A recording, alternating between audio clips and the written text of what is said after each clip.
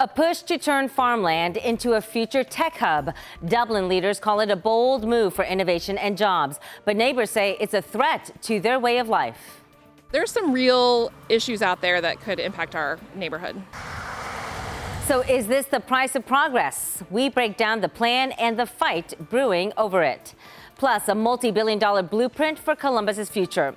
The mayor's new plan for safety, housing, and roads, and what that all means for you.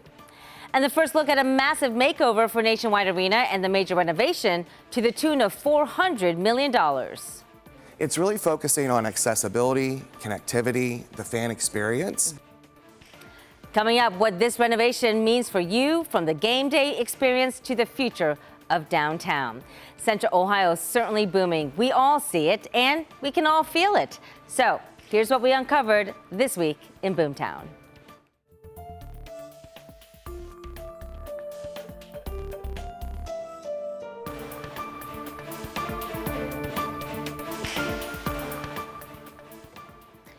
Beautiful butterflies now threatened by boomtowns across the country. So now the city of Columbus is stepping in to make sure the Monarch butterflies have a place to flutter as the building boom continues.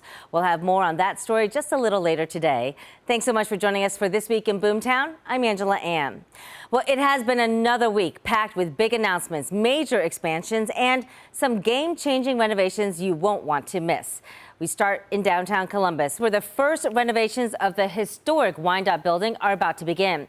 This building at the corner of Broad and Front Streets dates back to 1898 and was considered Columbus's first skyscraper. We're still waiting to hear what developers plan to do with this 11-story building. New Albany wants to build million-dollar homes around its golf course, starting at $1.5 million apiece. This map shows you where those 40 homes would sit. And if we look a little closer, the yellow lines here show how city planners hope to connect these neighborhoods. The project also includes dedicated land for a new city park. Now, a little farther south, the city of Obetz is planning to add 350 new homes with this new housing project. The rezoning on Bixby Road would also add a park, a pool, and a clubhouse to address the housing shortage in this area, especially with the Anderell project in nearby Pickaway County. Meantime, engineers in Franklin County are doing their part to prep for Anderell's arrival. That is the major weapons maker planning to build a $900 million facility. The county wants to widen part of Alum Creek Drive from 4 lanes to a 6th lane, anticipating the extra traffic from construction. Now, the engineer's office says the project will make your commute safer and smoother with more lights, a shared use path for cyclists, and a sidewalk. Now, Central Ohio is about to see another data center. This one is in Millersport to the tune of $1 billion. Vantage says construction will begin later this year, and it could open in 2027. This would be the largest employer for the village near Buckeye Lake, creating hundreds of high-paying jobs.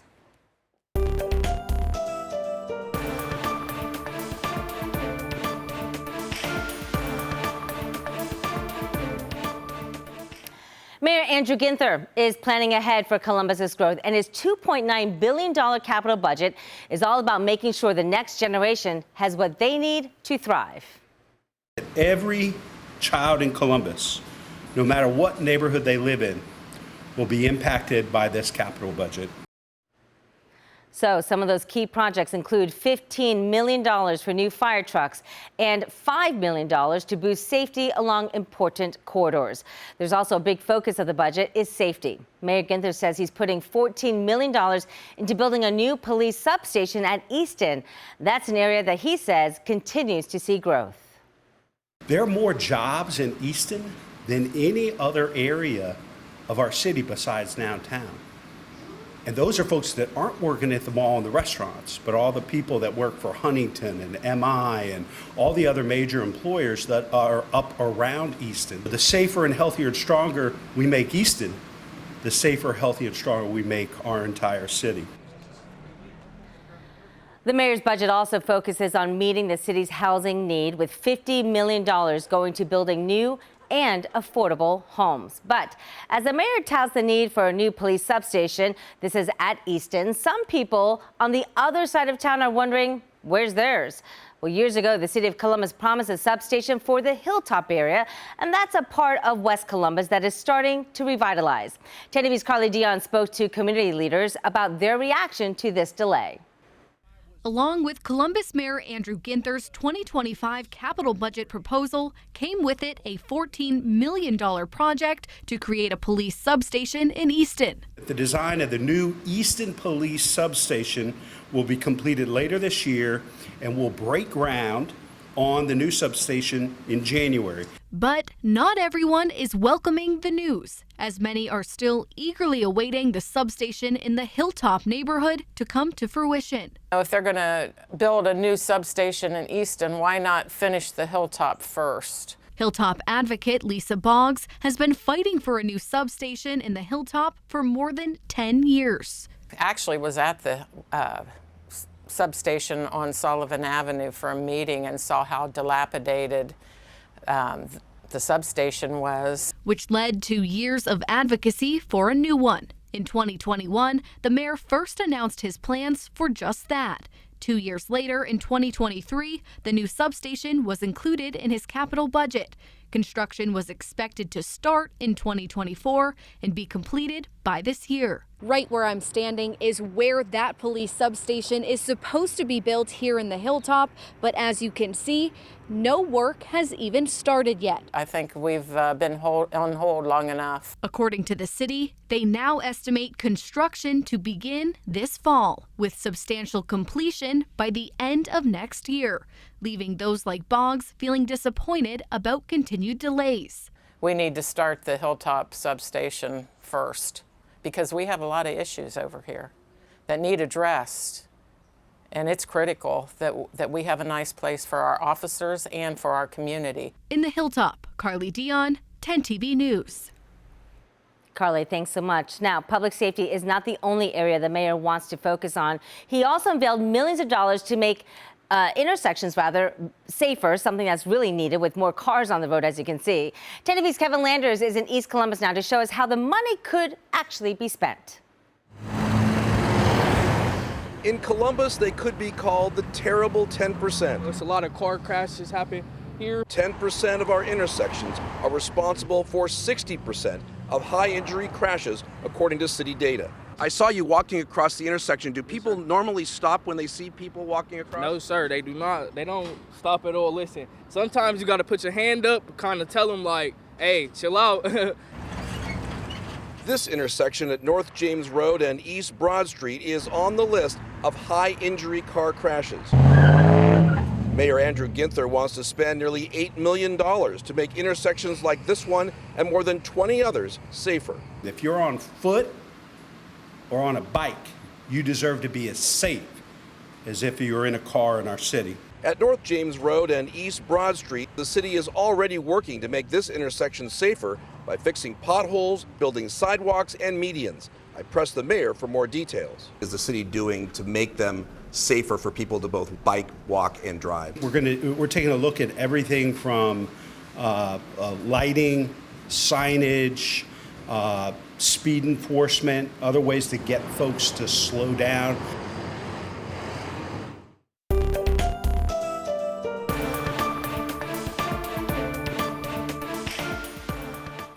Well, now we take you to Dublin, where controversy over plans to rezone farmland is starting to boil over. The city wants to create what it is calling a West Innovation District. Now, this would be on the west side of Dublin, next to the well-known Ballantrae neighborhood. The goal with this West Innovation District is really to have that high quality job component piece to that. So there's not any specific development projects that are, been submitted or going through the review process as part of this. This is really us trying to set up and align with our Envision Dublin community plan recommendations. Dublin says that high standard means property values won't drop, and council will make sure this rezoning process is up to code to prevent noise and traffic problems. But not everyone is really convinced by this. Neighbors told 10 TV's Carla Rogner that they're not thrilled about how this project might disrupt their peaceful way of life. Carla's here now with that story. The city of Dublin says rezoning this farmland could be a huge driver for the city's economy, but neighbors are worried about how it could impact their safety, quality of life, and even property values. On the west side of Dublin, signs along Causeway Road show how many neighbors are feeling about rezoning 370 acres of farmland. There's some real issues out there that could impact our neighborhood. The land is just across the street from the Ballantrae neighborhood, where Amy Swink has lived for 18 years. So we're concerned about the safety, both from an environmental, especially a noise, potential for traffic issues, and just exposure to things that we wouldn't necessarily thought we were going to have when we moved into Dublin. Here's a map of the 370 acres of land the city wants to rezone from rural to industrial to eventually be part of an 1,100-acre West Innovation District. There are no concrete plans for development yet, but rezoning the property could open the door for industrial properties like warehouses, offices, and data centers. The city says the goal is to establish a world-class innovation and research district, but dozens of neighbors came to city council Monday night to share their concerns, including Swink. Do you feel like the city is willing to work with neighbors? City staff has indicated that they would like to, and I think City Council has directed them to help to work with us. We would like to see some meetings happen. The city plans to revisit the rezoning at a meeting later this summer on August 11th. Reporting in Dublin, Carla Rogner, 10 TV News. Carla, thank you. Now, in Columbus, the city is moving ahead with the next phase of its massive zoning overhaul. Columbus Mayor Andrew Ginther says the goal is to clear the way for long-term development, including new homes and businesses. Now, this is all part of the Zone In initiative, tackling the city's outdated zoning rules that leaders say are really slowing down growth. The second phase focuses on long-term land use, and the mayor says he wants to create more mixed-use neighborhoods where people can live, work, and shop. So this next step will have a greater impact, give us greater ability to bring more housing units at every price point. You know, the 100,000 we want to bring online need to be at market rate, workforce, and affordable permanent supportive housing. Now, City Council passed the first phase of Zone In last year, which opened the door for up to 88,000 new homes. But this region needs 200,000 to keep up with the growth. So far, 7 projects have cleared that final step, and together they'll add more than 500 new homes across the city. Well, this week, state officials stepped in to help hundreds of Pixel workers ahead of the Chillicothe paper mill's shutdown. That closure is a major hit to the local economy. The Pixel paper mill has been in Chillicothe for 200 years. It is a huge employer there, and when it closes on August 10th, more than 800 workers will lose their jobs. The local economy will also lose the dollars those workers spent nearby. 10 TV spoke to workers at a state-run job fair this week. One woman told us her uncle was nearing retirement when he learned of the closure.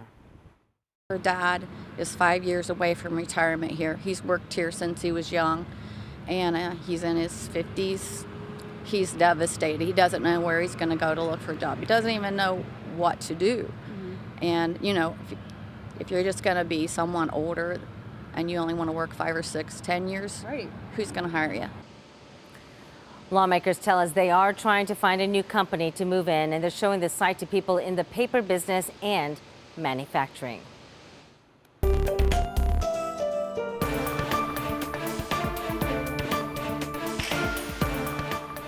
Well, this week in Boomtown, we are getting more insight into the major makeover that could be coming to Nationwide Arena. That building is hitting 25 years this September, and the people behind Nationwide Arena's renovations say it is time to reinvent. Now, a few months back, I had the chance to walk through this downtown Columbus landmark to see what they had in mind. So we're talking retractable seats to open up floor space. There's a new scoreboard. Also, faster concessions that will help get the butts back into the seats, and a massive digital signage upgrade arena-wide. Earlier this week, another member of the Nationwide Arena planning team stopped by Boomtown to show us the first renderings of what else they have in store. We want to welcome Ken Paul, the Executive Director for the Franklin County Convention Facilities Authority. Good to see you as always. Great to see you, Angela. This is really exciting. So let's see what $400 million can get us. Yeah. A lot. Yeah, a lot. And it's our arena. The public owns Nationwide Arena. So we're really excited because we get to celebrate the 25th anniversary of Nationwide Arena this September. Okay, that's great. So let's look at this view, because this is the first time we're really getting a chance to see what you guys have envisioned with that $400 million. What are we looking at right here? Yeah, to start off, it's really impactful as we bring out the entrance that'll allow people to get in, out of the weather, and through security faster and quicker. So you're talking about this part right here? Right down there. Okay. We expand that out about 30 feet. Additionally, you may notice we've expanded into this adjacent office building, which will allow us to move the Blue Jackets offices out into that building, but then really cool, a new 4th floor food hall that will serve the upper concourse of the arena. So that's all this, because we have something like this now, but what's up there now? So the food hall will actually go right here. Okay. New glass skylight, and then really cool, it connects through an outdoor terrace to the Founders Club. This will bring in a whole new outdoor venue to downtown. And so when you envision this, is this what you're seeing at other stadiums across the country to say we need to up-level what we have? Yeah, it's really focusing on accessibility, connectivity, the fan experience, and upgrading amenities, all of which is really to stay competitive in the marketplace to ensure that we're able to attract our fair share of events to Columbus. So let's walk over to this one, because I want to get kind of a street level view, right? As people start walking into Nationwide Arena, you guys are really focusing on this plaza experience. Talk about that. Yeah, well, for starters, we improve ADA access right now to help those with limited mobility to get up onto the plaza. Right now, there's a team store right here, but it'll turn into a new bar. It'll serve the plaza. Okay. On the front of this connected terrace, that elevated venue, outdoors, is a new LED screen that will be great for watch parties and community events on the plaza. It also makes it really easy for you guys to switch that out, as opposed to having to take a day or two to put up an actual physical sign, right? Exactly. I swear, that feels so dated now talking about that. But we have to remember, I mean, Nationwide Arena is how many years old? 25 years old on September 9th. 5 years, my goodness. And there's also going to be an upgraded parking garage, right? Correct. Next to So this will be done in phases over 4 to 5 years. The 4th phase contemplates replacing the existing parking garage with a potential expansion out the north side of the arena. Okay. Within the arena, we're talking about all new restrooms, concessions to get you out and back to your seat as fast as possible. Okay. Upgraded terrace areas within to give people a place to gather and talk and socialize. And and right here, this is the Magic view. of television, we just saw that. Exactly. So let's talk about this. This is a new long bar that will allow you to be able to go grab a drink, but never lose sight of the ice or the concert or whatever is on the floor. And it's about this space where people can get together and actually be part of the action, but still be with each other. What is here now? Like, seeing this picture now, it's hard for me to remember what's here right now. So it's a shifting. It's a shifting of the concessions. So it's almost reversing it and creating lines of sight that go from the concourse out onto the ice. It's something that we see in other venues here in Columbus. 25 years ago, that wasn't the style, and now we're embracing what fans have come to expect when they go to events like this. And so over here now, we have the team store that you were talking about. What I also noticed is more escalators. Yes. That's one thing I gotta tell you. When we walked into Nationwide, we're like, why is there only one going up? Yes. Where are the rest? Talk about this. I've talked about accessibility. Yeah. In the business, it's called vertical transportation. For normal people, that's elevators and escalators. We're going to improve them, replace them, and actually add additional ways to get up and down throughout. This is the McConnell entrance now. This is where Tim Hortons is. It's really an under-programmed space. We're going to get a much larger, more modern team store so fans can go grab their gear and get back to their seats faster. So this is just phase one, right? Coming up with the concept of what it is we would like. Correct. When I say we, you say this is partly owned, right? Yeah, this is publicly owned. Will we see more changes to these ideas? Most definitely. Yeah. And they'll be fully developed as we engage community, the stakeholders that involve the team, ownership. But this is a good way to get the conversation started, get people excited about the next 25 years and the improvements we'll make to get to where we're going and where we need to be to continue to attract world-class events to Nationwide Arena. And the key is once you're inside the building, you want to get people in and out of their seats fast so they don't miss the action on the floor. Yeah, and places to gather and to be with each other. Not everyone's a hockey fan, and sometimes we're with friends seeing a show that we don't necessarily care about. We just want to be there with our people. Yeah. And so this will create spaces internal where we can actually get together, gather, and have a wonderful time. So we also want to talk about one more thing. You have a beautiful view of a new pedestrian bridge. No Yes. one's seen that before. Talk about why you felt that was needed for Nationwide. So we've got all of the seasons in Central Ohio, and getting people from where they park into the arena safely undercover is a real priority. It actually enhances the connectivity, and that's another theme through all of these improvements. Just being able to make better use of the space within the arena, to be able to connect different parts and get people in and out and around the arena safer, easier. Yeah.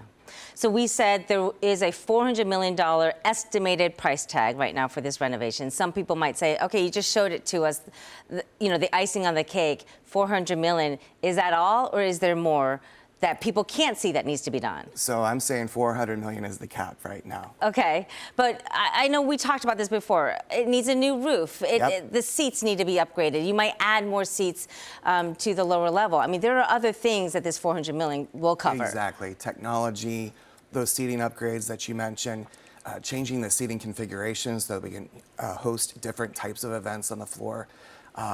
There are many other improvements, technology throughout. The roof is actually getting replaced right now. Yeah. The building has been really well maintained, but the reality is you can fix things over 25 years. But after 25 years, you need to reinvest, renovate, and modernize your space to be able to continue to compete. So we got to talk about funding. Who pays for this? While it is ours, right? Yep. People are saying, wait, how much do I have to put in? How much is the state putting in? I'm sure you're watching what's going on with the state funding, the Brown Stadium. So what are we looking at right now? Yeah, so this will be a public-private partnership. There's an expectation that the private sector will invest. That's the team and concessionaires, others who benefit from operating in the building. But there'll be additional public investment also. And we're starting that conversation with the State House. Right now, there are several proposals being considered where the state would invest in sports facilities across the state. We're hoping to be part of that solution. But the competition is tight, and it feels like some people are ahead of us in this game. I wouldn't say so. We've been working on this for 2 or 3 years. We've got the conceptual design. We've got our original architect on the case, and we're ready to go. So I think we're well positioned. This proposal is very different than what's up 71 to our north or to the south in Cincinnati, but it is our project. It's our community's project. We think we're in a good position to make this happen. I loved how you described that. It's like OSU fans can't say Michigan, so you're not going to say what stadium is up to the north. Let's talk about the reason behind this. People don't realize, but in order for us to get big name acts, we have to upgrade this. And you're actually seeing some other venues lose out on major bids. So what are we looking at that we could potentially bring in? Or what are people like the NCAA telling you? Yeah, that's a really good example. We're hosting the Women's Final Four again in 2027. We're hosting the Women's Volleyball National Championships that same year. Division I men's basketball rounds 1 and 2 come in 28. Those are all a bid process, and there are specs in those bids where we're required to be able to demonstrate that we've continued to invest in our building. And the NCAA is expecting more of venues. And so these investments will help us continue to compete for those well into the future. Same is true for entertainment artists who like to perform in new and renovated spaces. Part of this renovation will also improve green room areas and the loading dock areas to be able to get those large trucks in and out to set up for the big show. So you talked about this was actually in the making for 2 years. Construction is not overnight. What can fans expect then during this construction phase? So good news, the plan is to minimize disruption on the building. This will take place in the summer over the next 4 to 5 years. The sooner we can get started, the sooner this gets complete. And we're starting with some basic, most necessary repairs this summer in repairing the roof. In other words, during the summer, maybe fewer events happening at Correct. Nationwide because of that. Correct. Okay. All right. Well, good luck to you. This is amazing. Beautiful view. I can't wait to see where you put Angela's little face in one of these little boxes, but time will tell, right? We'll see you at the grand reopening. We love it. Ken Paul, thank you so much for joining us here. Thank you for having me.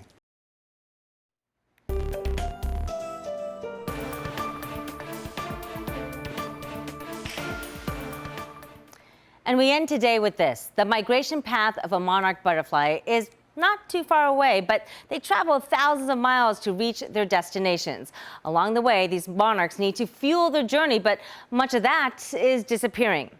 All of that because of development and, well, really, boomtown. But we're glad to tell you that the city of Columbus just signed another year to mark the Monarch Butterflies Mayor's Pledge. Since taking that pledge, Columbus has now planted, look at this, 3,000 native plants and milkweeds, also given away more than 1,200 native plants to help build more migration stops and create a new habitat for pollinators all across the city. This commitment, as we grow, will help the iconic monarch butterfly thrive, as it is now listed as threatened under the Endangered Species Act. But simply beautiful. We hope you enjoyed today's episode of This Week in Boomtown. If you have any questions related to Central Ohio's rapid growth, just let us know. Text your question and your concerns to 614-460-3345, and we'll look into it. If you're watching us on our YouTube channel, make sure to like and subscribe. And if you can, drop a question right there in the comment section as well. And don't forget, we also have our 10 TV Plus original, Welcome to Boomtown. We'll see why we started this in the first place as we seek solutions for everyone in Central Ohio. I'm Angela Ann, and thanks so much for watching This Week in Boomtown. We'll see you again next week.